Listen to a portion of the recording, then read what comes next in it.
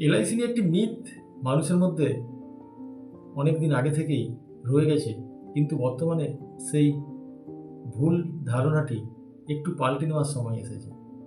যেমন বর্তমান দীর্ঘ 1 দশক বা তার বেশি সময় ধরে এলআইসি যে সমস্ত পলিসি বাজারে নিয়ে এসছে সেগুলি সবই গ্যারেন্টেড অ্যাডিশনযুক্ত পলিসি।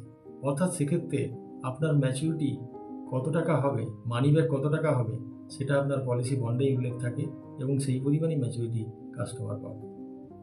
কিছু কিছু পলিসি বোনাসে পার্টিসিপেট করে, এরকম পলিসি আছে বটে, কিন্তু সেক্ষেত্রে আরেকটা লাভ যে যদি ওই পলিসি ফান্ডে সারপ্লাস বেড়ে যায় তখন কিন্তু সেই সারপ্লাসটা পলিসি হোল্ডাররাই পায়। যেমন জীবনশ্রী পলিসির কথা শুনে থাকবেন।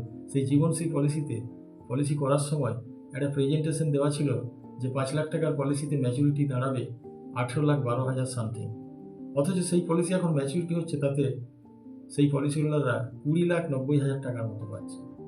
তাই উভয় পলিসি সমান গ্রহণযোগ্য। আপনি চিন্তা করুন কোনটা করবেন।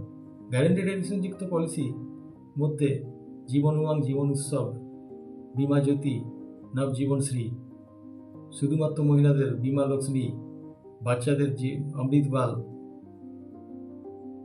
বীমা রত্ন, এরকম অনেক গ্যারেন্টেড যুক্ত পলিসি আছে।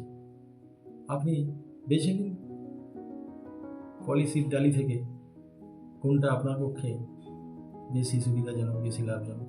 ধন্যবাদ।